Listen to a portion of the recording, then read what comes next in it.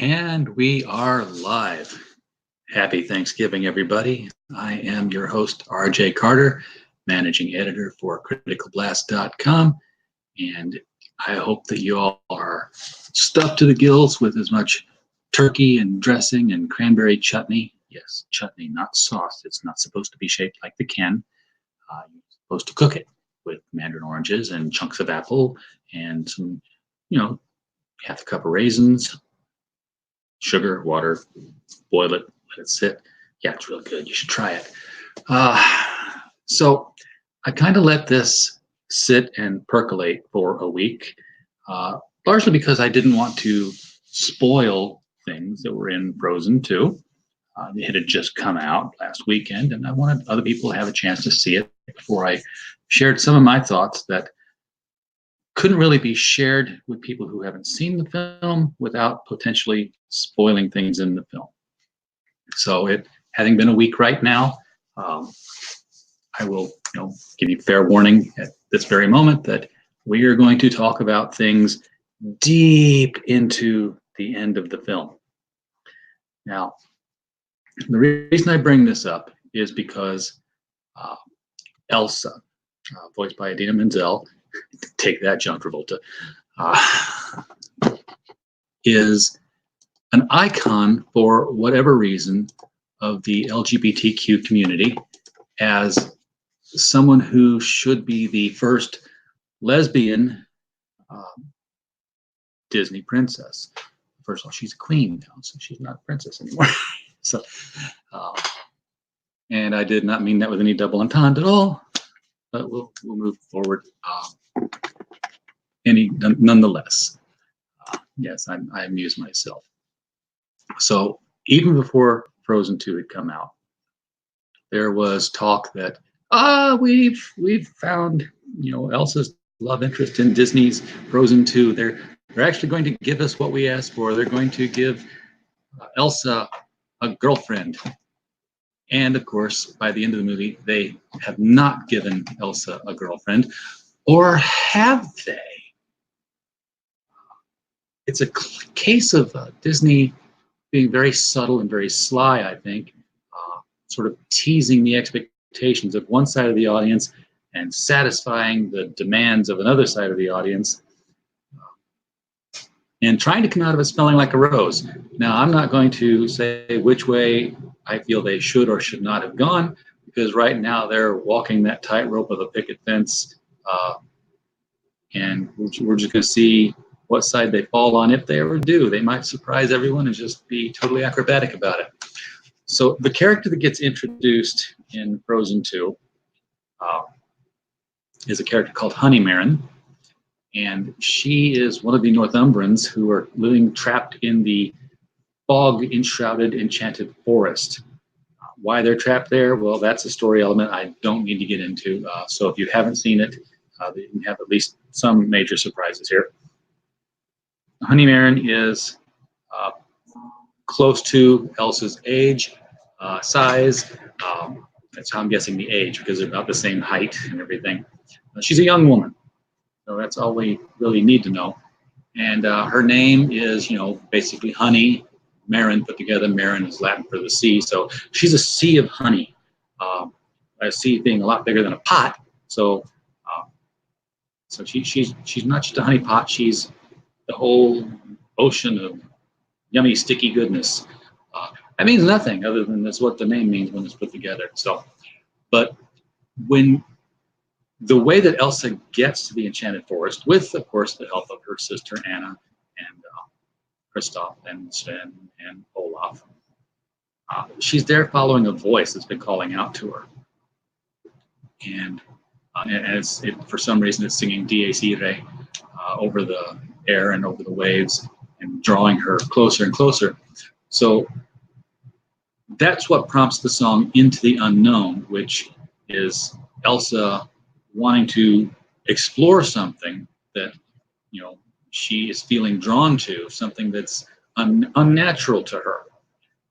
This is the first hint that maybe, she's trying to drop a metaphorical hint that, hey, I feel different. I am drawn to something here that I can't explain. which would feel right in explaining in a metaphoric sense the coming out of the closet sense that some gay people may feel. I'm just guessing, so I really can't say, and I don't mean to be offensive. I'm just trying to guess how it must feel to have these feelings that you're trying to come to terms with, and setting out to explore and discover them. Much deeper into the film is when she gets closer to this voice. She's in this, well, I don't know what she's really in. She's kind of in a sea. She's fallen down into it, but there's breathability down there for her. She's in like this air pocket, and she's very close to the voice that's singing out. And she starts singing this song, "Show Yourself," and the lyrics of it, just going right into it. She doesn't know who she's chasing. She knows somebody out there is calling her, and she's finding the voice like a siren song, completely irresistible. She has to follow it. She says, "Every inch of me is trembling and not from the cold. Something is familiar, like a dream I can reach but not quite hold. I can sense you there like a friend I've always known. I'm arriving and it feels like I am home." This is a love song. This is, a first love, first meeting song. Honey Marin is not there, so it's not directed at her. So, automatically we're thinking, well, there's going to be some new character introduced here. Elsa goes on to sing, "I have always been a fortress, cold secrets deep inside. You have secrets too, but you don't have to hide." This is very much a coming out song, a come out and trust me. We both have secrets, well, let's share them. This is something that should probably have had every LGBTQ people in the audience have they should have been experiencing VHF. That's vertical hair factor at that moment, because it should have been for them. They're going to do it. They're going to do it. Oh my God, they're going to do it. This is it. We're going to see. And the song just keeps teasing that. The whole, I've never felt so certain all my life. I've been torn, but I'm here for a reason. Could it be the reason I was born? I've always been so different. Normal rules did not apply. Is this the day? Are you the way? I finally find out why. And then it gets into this chorus of, show yourself. I'm no longer trembling. Here I am. I've come so far. You are the answer I've waited for all of my life. This is definitely a love song. This is where you are totally expecting her to meet someone that's a soulmate. And I can only imagine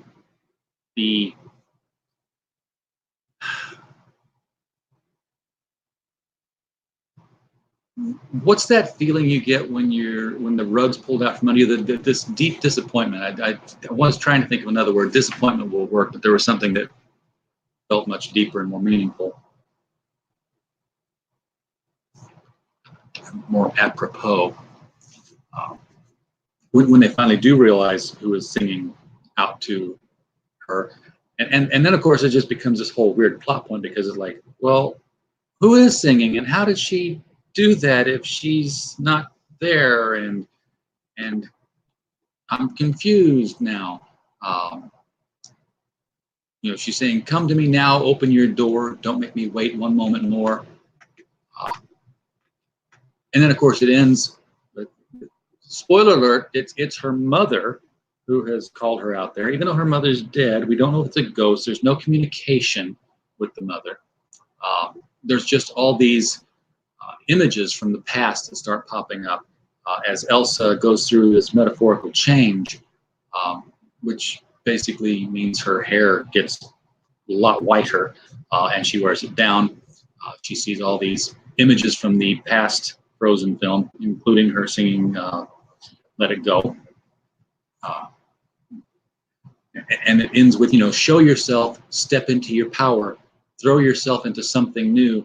You are the one you've been waiting for all of your life. So it's this self-actualization moment, which kind of comes in and says, "Oh, I get it now. Yeah, that's great. She's self-reliant, and it seems to be redeeming itself from all this tease and setup that it was giving before. Because let's face it, there is no way Disney is going to endanger the financial future of a franchise like Frozen right now by trying to go with something that will make a statement. Uh, I apologize for that for them. Um, I think it's the right decision for Disney. I don't think that I don't think the Frozen franchise would go very much further if they suddenly had to face the wrath of a large percentage of the country with wallets that would suddenly close them off to. And let's face it, they would not just close it off to the Frozen franchise. They would close it off to a lot of Disney for almost all of Disney for a long time. And then some of them will start coming back because it is Disney and people forget. Memories are short.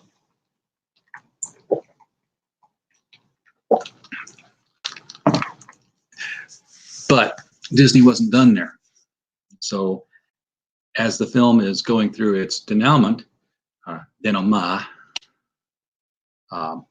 Anna is the one who ends up going back to Arendelle and taking over the role of queen because Elsa has decided to stay with the Northumbrians. Why does she stay with the Northumbrians and live in what is basically Native American kind of tent structures? Or they're almost Eskimos or Inuits, and they're north of what would you expect to be Norway and Sweden. So I guess they're living in the Arctic Circle. I don't know. They're living in an enchanted forest. It's not all ice, but it's very much forest living kind of environment.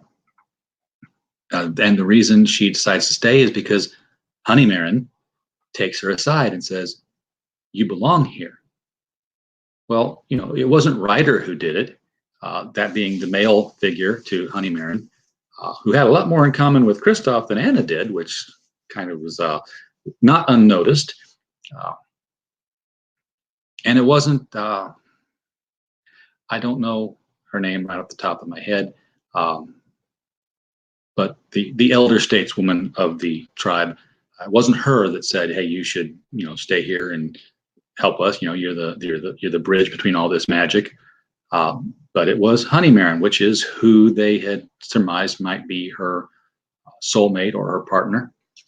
And who knows, that might have just been, you know, a little bit more Disney saying, "Okay, well, yeah, we didn't give you what you wanted with that song or in this whole quest here. But of course, you know, hey, here's just a normal chance meeting with somebody who says, 'Hey, move in with us.'" And she does. She stays there. So maybe there is, it's allowing Elsa and Honeymaren to live together in your head instead of on the screen. And maybe that's for the best. Lets everybody have what they want.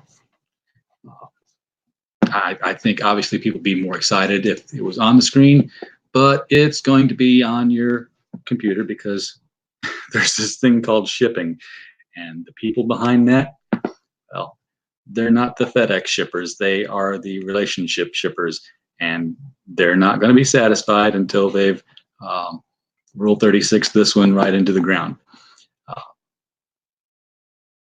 Anyway, if you want to see Elsa and Honeymaren together, well, that's what your imagination's for, and that's what